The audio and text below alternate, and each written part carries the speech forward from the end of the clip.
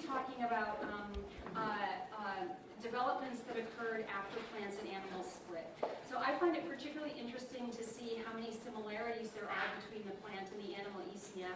I learned an awful lot from Ram Dixit's lecture yesterday, thinking about it from that perspective.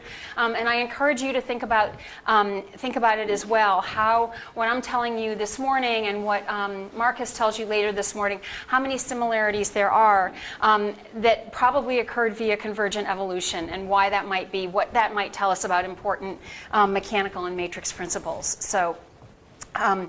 Okay, so the ECM in animals and the water within the ECM, and that's a very important caveat that that's where most of the water, much of the water in an organism is a really major component of tissue. And I did some looking up yesterday about really how much matrix there is in different tissues, and it's a little bit hard to sort out from the literature, but I have some numbers here that I think are interesting, and they highlight how variable the matrix is from tissue to tissue in an animal. So if you look at collagen and you look at the dry weight of collagen, so you dehydrate a tissue and then look at everything that's left and ask what percentage of that is collagen. In tendon, it's going to be 77%. So in your tendon, a really large amount of the matrix and actually of the material overall is collagen. Whereas when you get down to lung, it's only 11%. Skin is 67%. Liver, which is incredibly cellular and very little matrix, only has 2% collagen. And brain has almost no collagen at all, 0.22%. When we think about another matrix component, this is hyaluronic acid that we'll talk about later in this lecture. HA is a very important, it's a glycosaminoglycan, a carbohydrate that holds water in the tissue. And it is also quite variable in percentage when you look at the different tissues. This is actually wet weight. In cartilage, it's 0.2%, although you'll see its importance functionally is much, much greater than these numbers would suggest. And then when you get to brain and liver, it's really minuscule amounts, but nonetheless is functionally important. So there's really significant heterogeneity in the amounts and the organization of matrix within and between tissues, and also in different disease states. And I'll show you that in a couple minutes. And like the plant cell wall that Ram showed you yesterday, it's highly, highly dynamic. We see all this matrix and just think of it, you know, as scars just sitting there.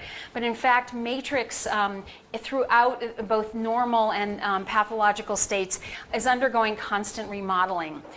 It's a really critical determinant of tissue properties. So provides both strength. For example, bones. You want your bones to be quite strong and to be able to tolerate significant weight bearing. Whereas in other organs like skin, you don't really want your skin to be like bone. There is a disease where that happens. And it can be pretty much described as suboptimal. The same thing with your vessels. You want them to demonstrate elasticity as opposed to the kind of strength that bones demonstrate. The cornea, on the other hand, has a huge amount of matrix, has really beautiful collagen bundles, but they need to be organized so that you get transparency of that cornea. And if there's a dysregulation of the organization or the size of matrix in the cornea, then you lose that transparency. So the matrix is really an important determinant of how tissues function.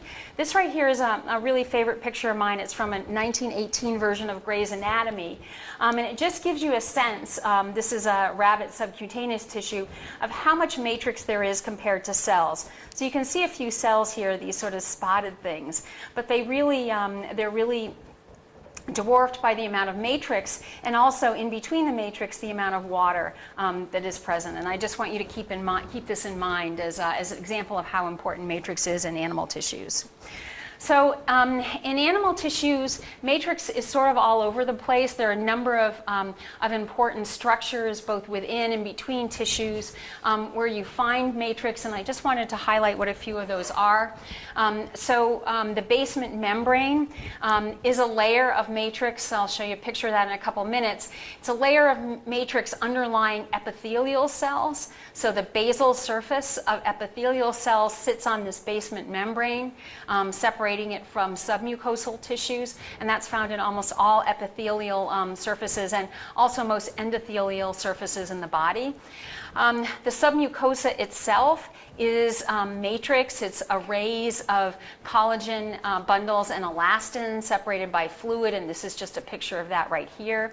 The interstitial space, in this case referring to spaces in between cells, so this just shows you a junction in between two epithelial cells, has matrix present, not necessarily collagen bundles, but other matrix proteins. That's an important location of a lot of matrix proteins, and a lot of fluid is held there.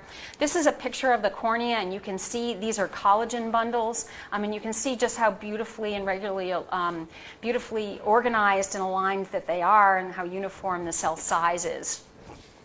Many cells, including epithelial and endothelial cells, have what's called a glycocalyx, and this is a matrix layer that lines the outside or the apical surface of these cells. It's this fluffy part here on this EM picture. This is dehydrated for the EM, but if we actually looked at it in vivo, it would really be probably the diameter of the cell itself. So around some of these cells, you have a matrix layer, primarily carbohydrates, that really is as large as the cell itself. And then this is a picture of cartilage, and you can see there are some chondrocytes here, there are some cells, but the bulk of this important and living tissue is extracellular matrix. So this just gives you some idea of the variability of matrix in animal cells. Those are all healthy, and it's important to realize that matrix is an important part of pathology. So the first example is in the cancer microenvironment. We think about cancer cells themselves and how they tend to take off and grow in pathological and damaging ways. But one of the key components of many, many cancers is the extracellular matrix surrounding those cancer cells that both permits metastasis, facilitates growth. In many cases, matrix is permissive for cancer, and if you had a different kind of matrix, you'd have a much less malignant disease. In this case, the matrix is stained in brown, and the cancer cells are in blue. Here's another example. The cancer cells are these ductile-like structures here, and everything in between is matrix, and that would be matrix that is specifically the result of that cancer and facilitates the growth of that cancer. Fibrosis, which is abnormal wound healing, is also basically a disease of matrix. This just shows you a diseased liver. These light pink areas are actually liver cells. Everything in dark pink is abnormal and would not be there in a normal liver, and actually contributes to abnormal function. This is an organ that needs blood flow, from one location to another, and you can see that that's going to be significantly disrupted and blocked by the presence of this matrix. This is a scar on skin.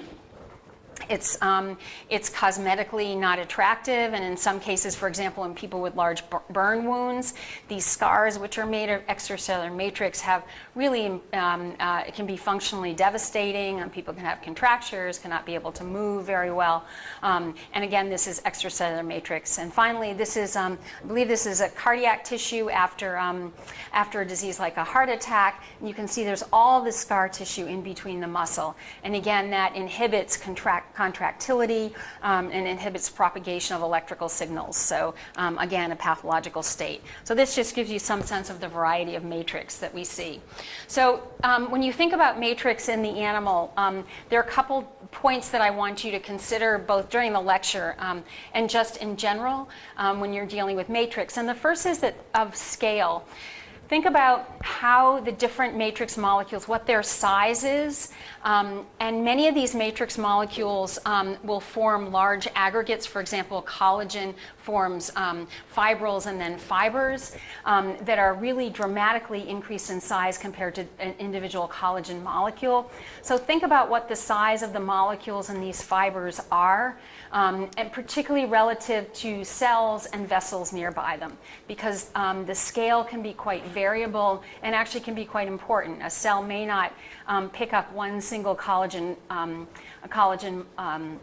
triple helix, but if you have a large fiber that's on a millimeter scale, for example, that may actually be very important functionally to that cell. Also think about what cells actually sense in the matrix. So we often talk about how cells sense mechanics, the mechanics of the matrix that they're on, but it's important to keep in mind that cells also sense the topography or the surface organization of the matrix that they're on. And I just have a couple examples below just to make you think. This just shows you these are cells on a matrix, and if you blow, it looks somewhat smooth, but if you blow this area up, you can see just how irregular the surface that these cells are on really is. And I think that there's increasing amounts of research now on how cells actually sense the heterogeneity in this matrix. This is cornea, and again, you can see we always think about cornea as being so smooth, but if you really zoom down, you can see that it is quite irregular as well. And the same goes for intestine, and then this is Matrigel, a very commonly used animal cell matrix in experiments. And you can see that there's a lot of topographical differences that cells may or may not be sensing, and we have to keep that in mind when we carry out many of our experiments. And that leads to the next point, which is that how appropriate are the culture systems that we use and the matrix proteins that are using. We tend to take polyacrylamide and smack some collagen on top and say that we have a physiological system. That may actually not be true, or at least we need to keep in mind that how that matrix protein is organized in its topography may be very important, and maybe something that is not considered adequately in many experiments. And finally, we should think about what really, this is a mechanobiology center, and it's important to think about the mechanical role of matrix proteins in the system. So how do these proteins and their conformation affect the mechanics of the system?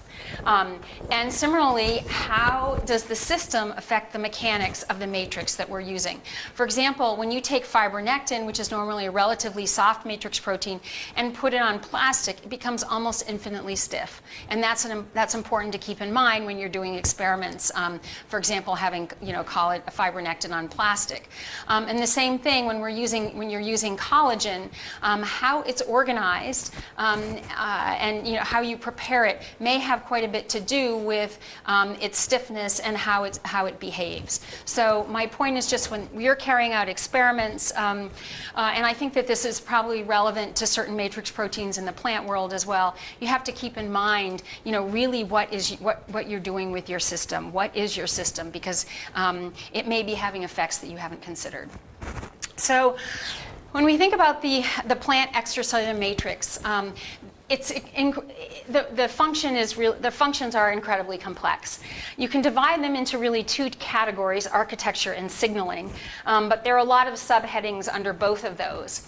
So architecturally, we already talked about how various matrix proteins provide strength and resilience, resistance to compression. So when you when you walk, you really want there to be resistance to compression in your knees, for example.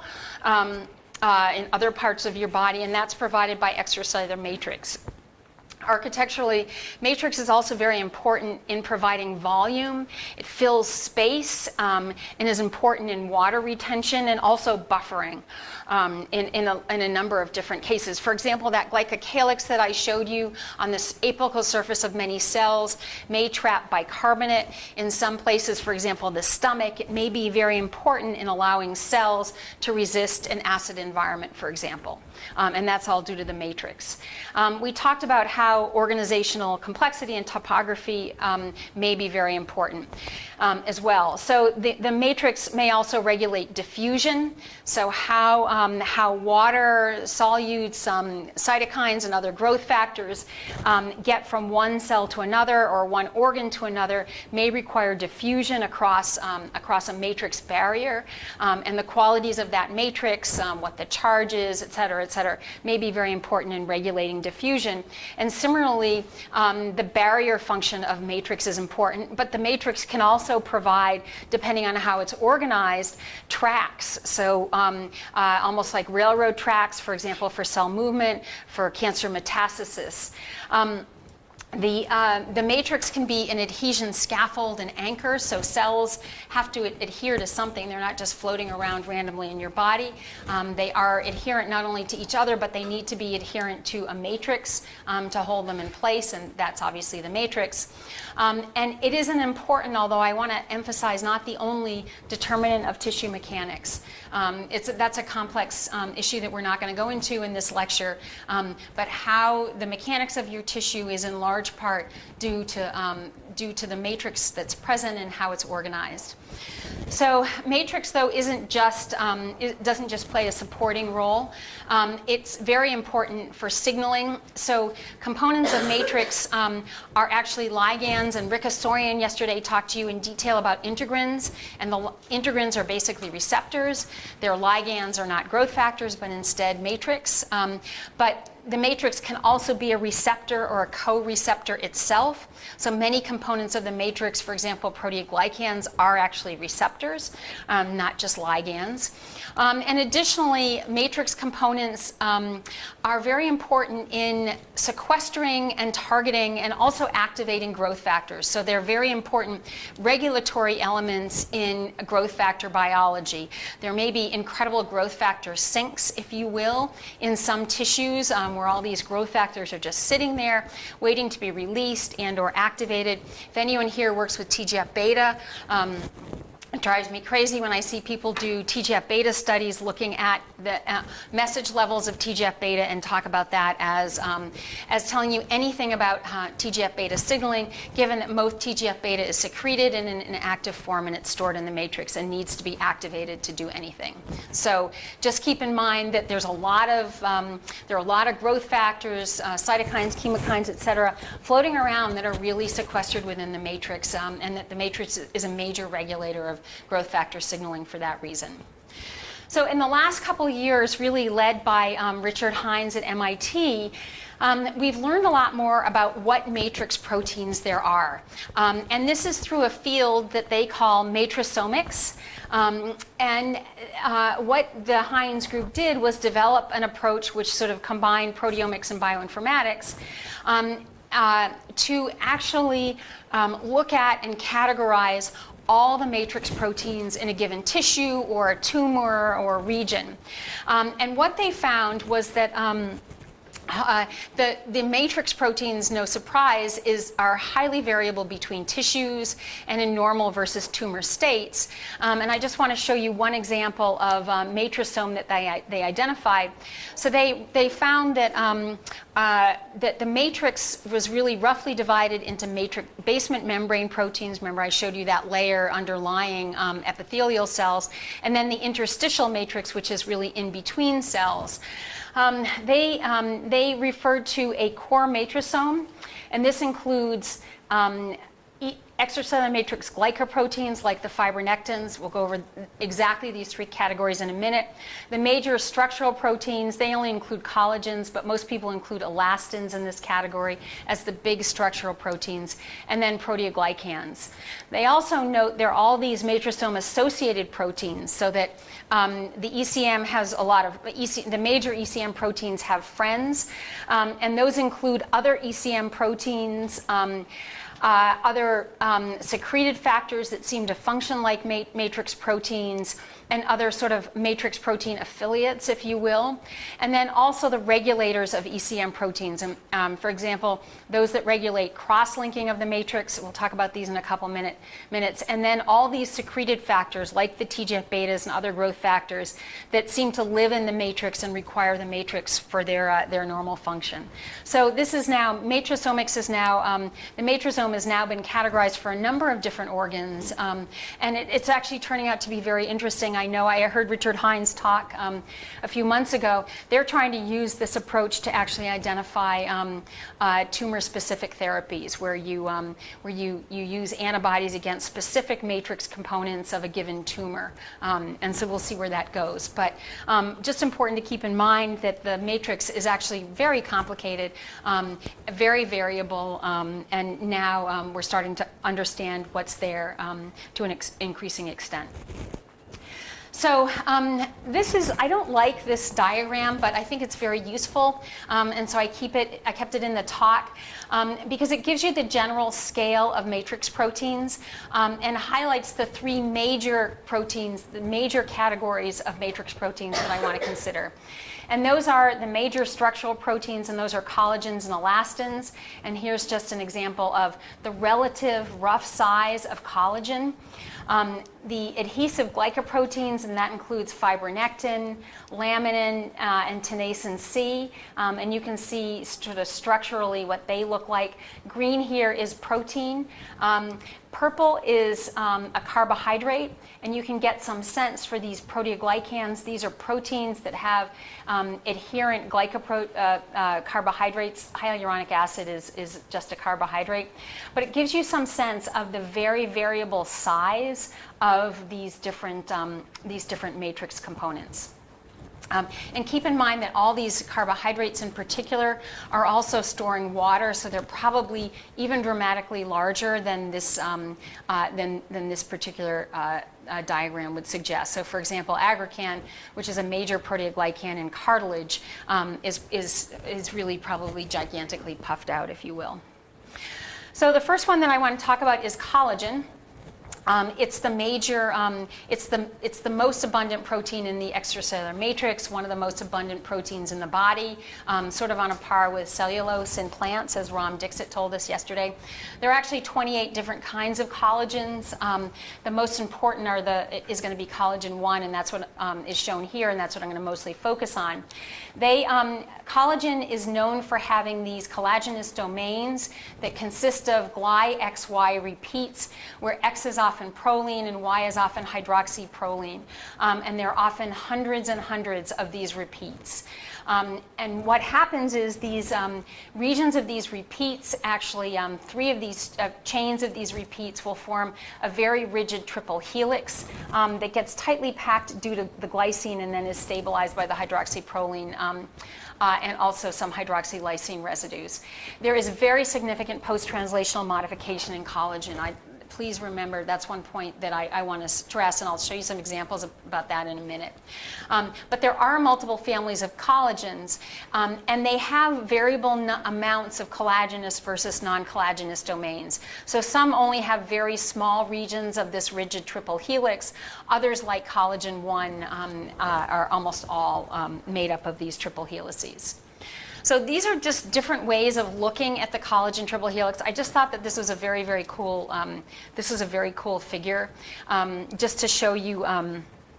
I don't know, just different ways of looking at the structure. This is one kind of structure based on the crystal structure of collagen. And you can just get an idea of how tightly packed the molecules are in this triple helix. This is another example, but each of the 3 chains is represented in a different way.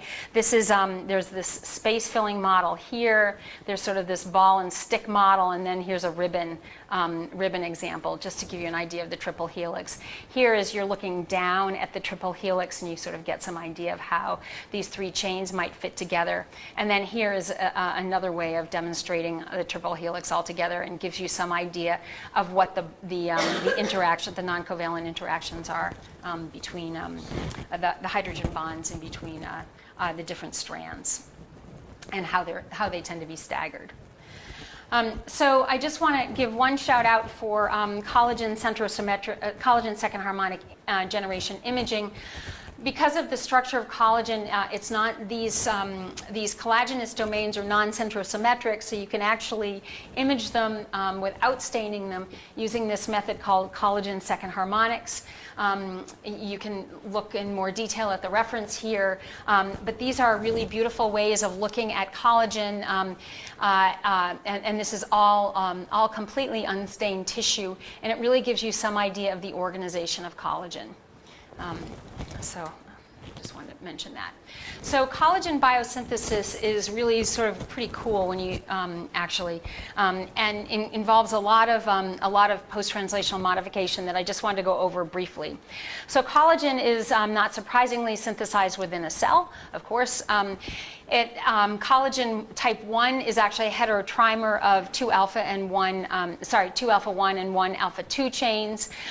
So as it's being synthesized, the chain cell forms a triple helix. You can see that here. I also want to emphasize that collagen is a glycoprotein. These little red things here are O-linked sugars that become attached to collagen. So the chains form this triple helix. It's a procollagen. It's called a procollagen. And this procollagen is what is secreted outside of the cell. Once it's secreted, the N and the C propeptide, or the N and the C domains, are cleaved, leaving the mature triple helix right here. The triple helix, it's mostly for collagen 1, it's mostly these collagenous domains, but there are these N and C terminal telepeptides, and I'll tell you why that matters in just a second. But these triple helices self-assemble into a fibril, and you can see that there's a very characteristic stagger as these triple helices assemble into the fiber, and there's a lot of inter and intramolecular cross-linking that goes on. Much of this cross-linking is actually via the telepeptides, the N and the C terminal telepeptide domains. And anyway, you get these fibers fibrils come together to form fibers, and you can actually end up with a very, very large fiber of collagen. I know this is small, but I just wanted to give you some sense of the scale of collagen synthesis. So you start out obviously with the gene, and then you get to your single chain and your triple helix.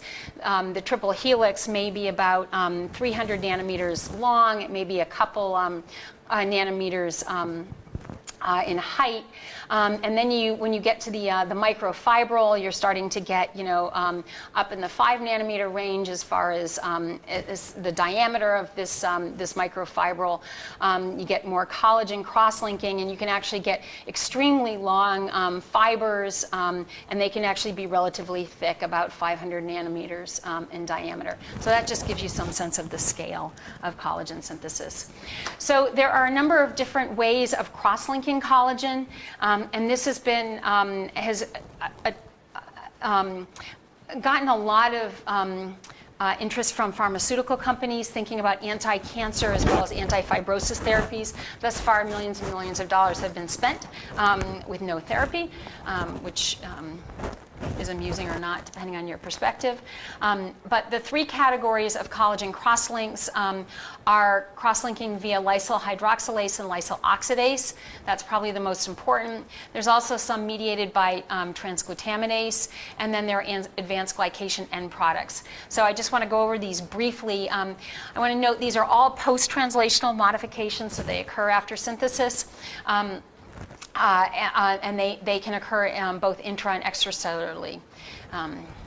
So the lysyl hydroxylase and lysyl oxidase are probably the most important. This has been what has attracted most attention from the pharmaceutical industry. It's a two-step process: lysine hydroxylation followed by activity of lysyl oxidases. These seem to be really important in disease. There are a number of cancers where the isoform of lysyl hydroxylase seems to be very important. This just gives you some idea of the combination of various lysyl hydroxylases and various lysyl oxidases, gives you a variety of immature and then mature crosslinks. And these are very important to both the mechanics and the function of the mature collagen. And in the lecture notes, there's a really nice reference that goes through this. Transglutaminase is another category of cross-linking. There are many ECM molecules, including collagen and fibronectin, that are cross-linked.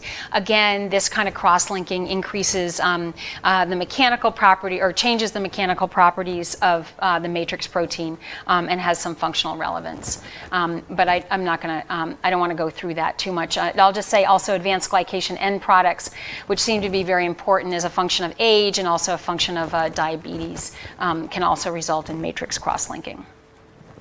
So some of you who are either in or know the work of the Shenoy lab know that collagen cross-linking turns out to be very important for collagen function because it allows collagen to form these networks.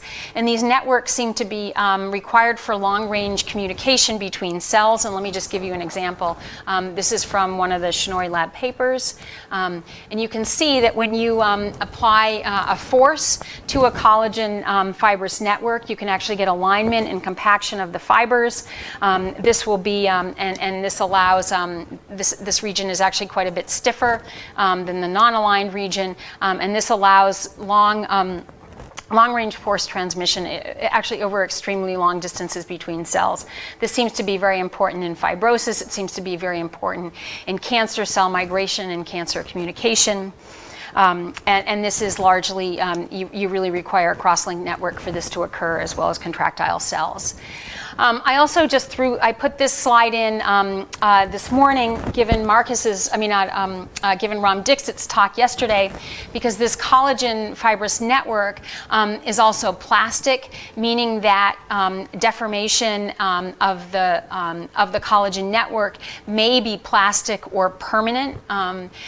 So, for example, this is an example of contractile cells on a collagen plug. They pull on the collagen and they cause, without depositing any new collagen, cause the alignment and compaction of collagen. This is second harmonics imaging, and you can pick up that collagen becomes increasingly aligned and the concentration in the region between these contractile cells increases. But interestingly enough, if you then get rid of the cells, if you trypsinize them or kill them in some way, you do retain some of this alignment and compaction. This is on this diagram right here. The control is in blue. That's what you start with after you align the collagen. And when you treat with either blebistatin or trypsin, you really see no significant difference in the alignment and compaction. And this is likely due to the reorganization of non-covalent bonds. And this is exactly what Ram was talking about yesterday when he was talking about cell alignment and how you got plastic or permanent reorganization of the cellulose network. Yeah. What is the force or the strains in relation to the chemical properties of the collagen? Are you straining it far beyond the modulus of the collagen, or is this? I think no. You are going to get some bending. You know, when you're pulling some will. Hang on a sec. So some of these are going to be aligned and are going to be some of these fibers are going to be under tension, but some are going to bend and buckle. So even a slice strain, which serves to reorient the collagen, could cause permanent plastic damage. Potentially. The thing is, we don't really understand this non-covalent bond reorganization, but it's almost certainly the yeah. Depends what you mean. I mean, is the plasticity, is the permanence time dependent? Probably not, but obviously there has to be time to, for the strains to be exerted on the matrix. Yeah. Sorry, I can't hear you. When you treat with blebistatin, you reduce the stress in the cells. So wouldn't MMP2s and other degrading proteins be released? I was just asking, aren't you surprised that the blebistatin also has no effect? No, the timing after the blebistatin treatment, the timing is, these are imaged right afterwards. In some cases, you can leave it for a number of days, but I don't think that much MMP is released. We do see, depending on the system, you can see that the alignment and compaction will go down maybe to 80 or 90% of what it started, and that may reflect it's either going to be non-plastic deformation or MMPs, but I don't think that much is released in these systems. There's sort of an overwhelming excess of collagen in these systems, so I'd be surprised actually if they did play that much of a role. If it did play that much of a role. But wouldn't actomyosin stress within the cell actually orient collagen and have, wouldn't you expect it to have an effect? Once that's disrupted, you would expect it to change the collagen around these? Well, so in this case, like you can do it, you see the same thing with blebistatin or with trypsin when you get rid of the cells entirely. So when you're treating with blebistatin, the cells are there, but they're just exerting no tension on the collagen at all. So I guess I don't understand the question. Because like usually people say that after myosin stress on by the cell itself actually affects the ECM, right? But once that's removed, you would expect it to change the collagen. It may be that in these, for example, when you treat blebistatin, you may see some change, for example, around this, in its small regions around the spheroid itself. From that, it may be possible, but certainly not out in the middle at these long distances. You just don't. And I would be surprised if you did, because you're not, there are no cells there. So, does that make sense? Okay. So I just want to briefly go over a couple of the collagen families. I'm going to go over the first three. The fibrillar family, which is like collagen 1, the network forming family, which forms basement membranes, and then I just want to mention this facet family. There is another big family, sort of a catch-all family, where they're the multiplexin family, where there are really multiple of these triple helical domains, a lot of interruptions, and these things assume a lot of bizarre shapes and have a lot of varied structures. So these are the fibrillar collagens. We pretty much talked about these already. The main ones that we think of are type 1 and type 3 in most tissues, and they're organized by collagen 5, which is another fibrillar collagen, and collagen 2 is in cartilage. These are hetero or homotrimers.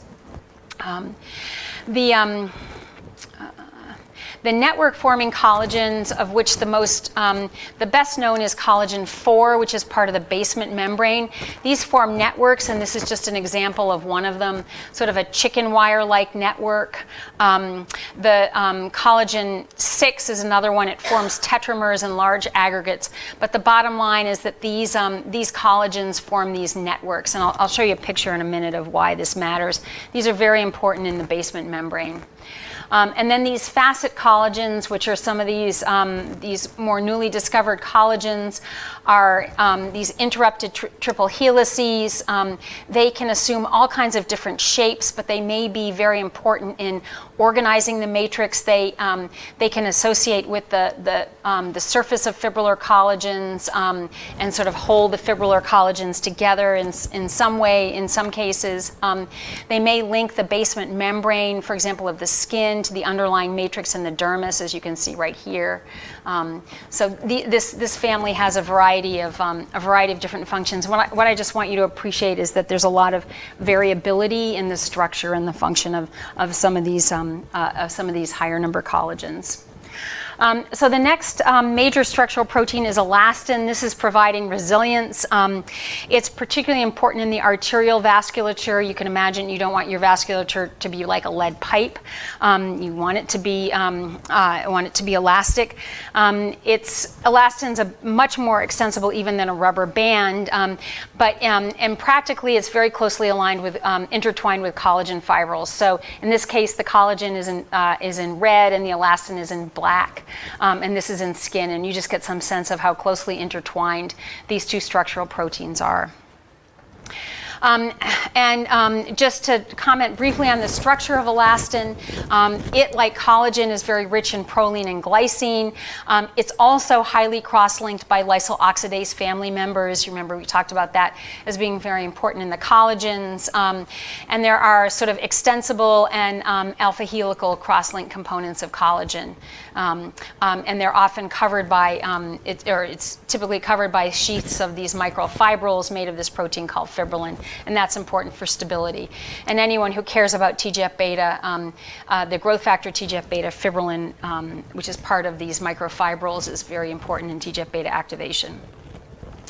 So just to go quickly through the rest of the talk, the adhesive glycoproteins include the laminins. These are glycoproteins that, in other words, they have sugar modifications, and they They're generally multi-domain proteins. They're very important in sort of connecting different matrix proteins to each other and to cells. The laminins are part of the basement membrane. Tenasins are very important. They bind to fibronectin. They bind to multiple other matrix proteins. They're just very important structurally in keeping the whole matrix together. Fibronectin is the one that gets the most press. It has multiple domains like the other adhesive glycoproteins, and just the functions of the domains tell you something about the functions of this family overall. It includes cell binding, heparin binding, that's a proteoglycan, and collagen binding domains. Important to note that while collagen self-assembles, fibronectin does not. It is organized by cells after it's deposited, and it is extensively organized by cells. It's also required for collagen organization at higher scales. Fibronectin is also, it's very extensible, and it becomes extremely rigid as it is extended. And one other point I just want to make, because experimentally it drives me crazy that people don't consider this. There are two forms of collagen. They're from the same gene, but there's alternative splicing at the C terminus. The one that everyone uses in their experiments is plasma fibronectin because it's cheap. You can get it from plasma, so from expired blood, for example. And it's a soluble array of fibronectin. They're disulfide-linked dimers. In this form, it's produced only by hepatocytes in the liver. The form that most cells produce is called cellular fibronectin. It's it's insoluble and is highly organized by cells, including by integrins, into these very complex arrays. It's produced by most cells and tends to go up, particularly in injury. And this is just a picture of the different fibronectins. You can get an idea of all the different splice sites. I think this doesn't do justice to the number of C-terminal splices that you can get in fibronectin. I don't think these are very well understood at all functionally.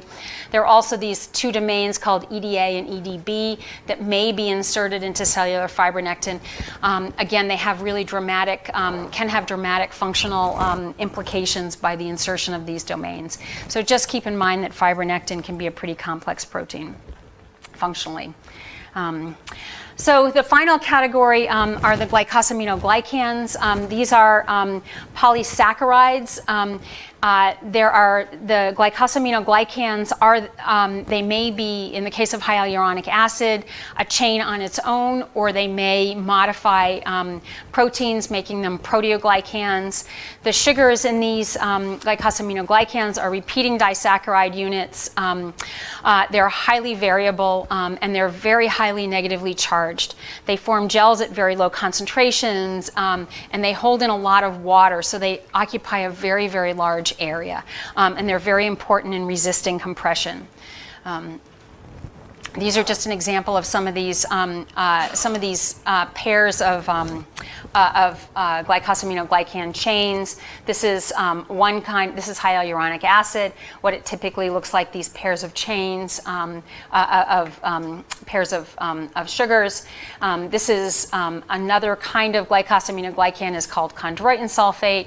There's durbitin sulfate. We often hear about heparan sulfate, and very large arrays of heparan sulfate are called heparin, which is used to prevent blood clotting. The other category is keratin sulfate, and you can see that there's sort of different combinations of pairs of disaccharides, saccharide units.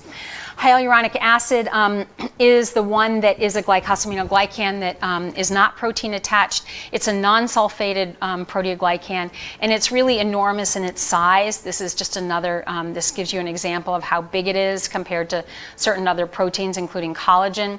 And it's very important in driving shape changes. It also is important in that it's a nidus for a number of protein and glycosaminoglycan complexes, most notably collagen, aggrecan, and hyaluronic acid in cartilage. So it's very important in sort of organizing other,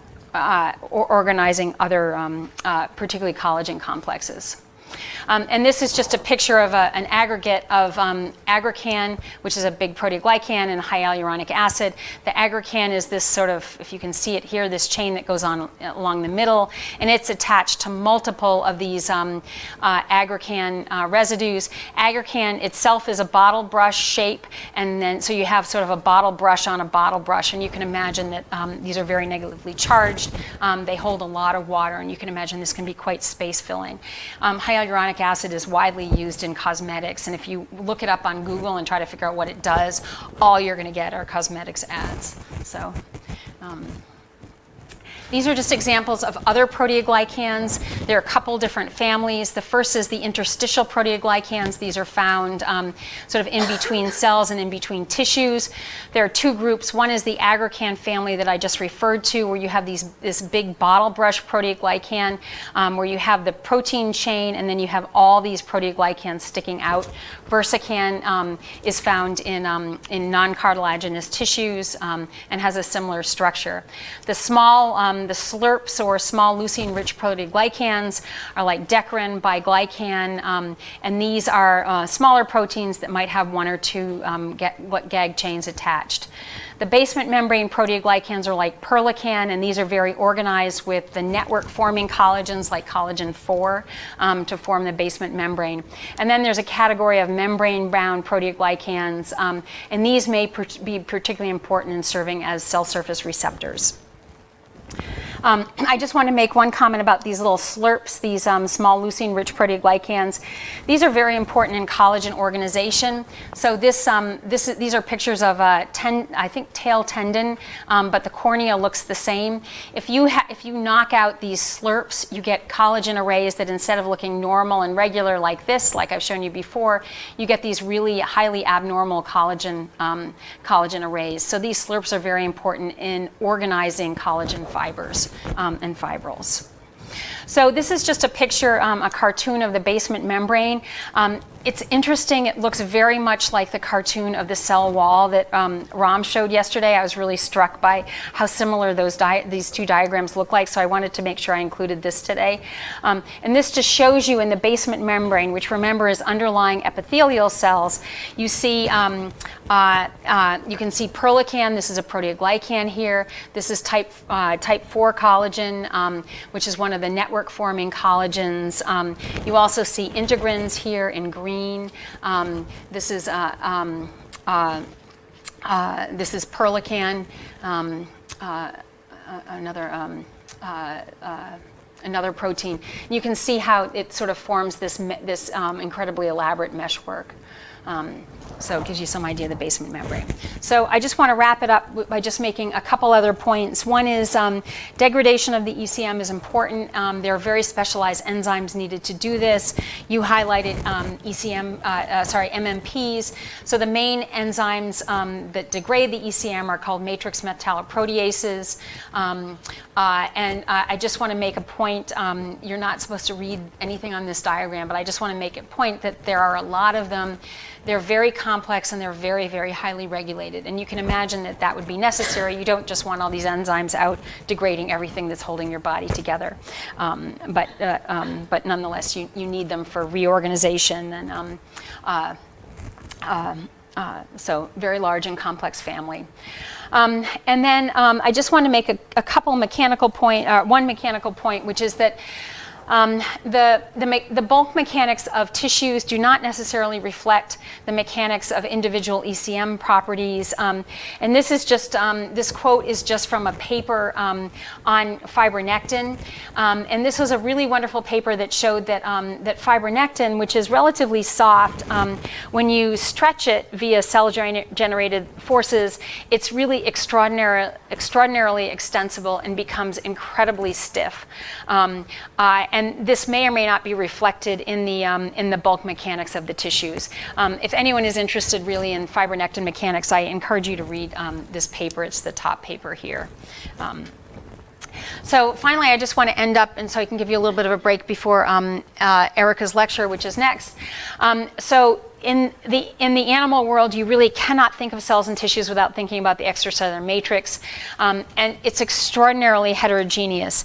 Individual cells, individual disease states or not, and individual ECMs have very different structures, very different functions, and those functions are really many. The roles are both architectural and signaling. I don't think we've even begun to understand many of them, certainly for proteoglycans, because glycobiology is much more difficult than protein biology. I think that we really haven't begun to understand what they're actually doing.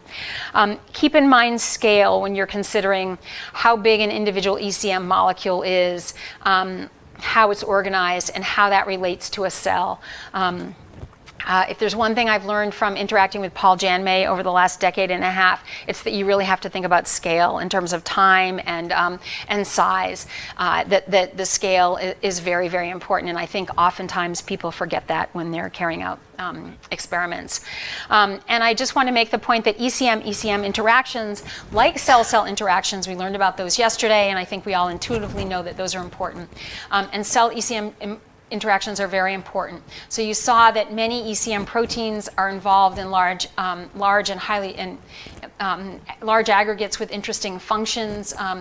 ECM interactions are absolutely required for matrix organization and for cell function. You can't have collagen. Collagen doesn't organize without fibronectin. Fibronectin doesn't organize without a cell present and without integrins. And if you're going to organize other parts of a cell, you're going to need hyaluronic acid plus collagen plus proteoglycans and so on. So just keep in mind that these interactions are very important. And they're very important for cell and tissue mechanics, although that's something that CEMB is doing a lot of research on. I don't think it's completely understood now, but we're getting there. So at the end, I just gave you just a couple of what I thought were useful references, and let me just tell you what they are. This is from Val Weaver's group. She's done a lot on ECM mechanics. It's just a poster it's just one page that really gives you a helpful overview of the ECM and what it looks like in different diseases, fibrosis and cancer. I just thought that was useful. And if you want collagen biosynthesis and post-translational modification, I find that most papers are very confusing. This has incredibly helpful diagrams, as does this paper right here. So anyway, you have those references. So any questions? Yeah. So for plant cell walls, one of the issues we had was trying to track the synthesis and deposition and organization of the components of the cell wall. So I'm wondering, since the ECM is mostly proteins, is that something that you can track yourselves? Well, you certainly can track, for example, collagen GFP. That's a beautiful thing. So you, although actually you're tracking more cells then, but it is easier to. It can be straightforward to track the deposition of some matrix proteins, but keep in mind a very large part of the extracellular matrix is carbohydrate based. So, yeah. So I would guess that it may not be any easier in the animal world, but I don't know. So anyway, so please just keep in mind when you hear Marcus talk, really what some similarities between the plant and the animal world are. And I started to think more and more in the last couple weeks, particularly after hearing Ram talk yesterday, that there is obviously some convergent evolution going on in the development of matrix proteins and matrix structures. And I think that's telling us something that something important about big mechanical principles. But yeah. Do you think that when you talk about convergent evolution, do you think the cell wall, the extracellular, or the cellular wall in the immune plate is more similar to the extracellular matrix? I have no idea. I just have no idea at all. You guys might have some idea. I don't know. It might be, but I just don't. I don't know enough about it. I'll ask Ram. Yeah, Rich. So your first take-home message is you can't really understand cells or start talking about cells without talking about the ECM. Yeah. That's exactly what high school teachers do. So what advice might you have for a high school teacher that's trying to introduce some of these concepts to students in ways that we might start thinking about, incorporating some of these concepts at the lower high school level? So I think that you can, I go back to that diagram or the picture I showed you from Gray's Anatomy in 1918, showing that you have this incredible, skin, which is obviously a living tissue, but there's so much more matrix than cells present. Or think about cartilage. That's another thing that students, high school students can really can picture and have a visceral sense of. They all think about their, people know about knees and cartilage and so on, and give them some sense of how few cells there are compared to matrix, and how it's really it's a living tissue. There's all this reorganization going on all the time. I think if students can understand that, then that gives them some sense of the relative importance of cells and matrix. Is that? I'll think more too. Yeah. One of the things I think high school students struggle with is the dynamic nature as it's presented. So that might be just another thing. Right. Yeah. How bone remodels, and we know bones as from cooking, right? But the fact that in a living organism that bone remodeling is very, very dynamic. Yeah. And I think linking that to some of the dynamic nature of plants is probably a good thing as well. So, okay, so we can take a break now.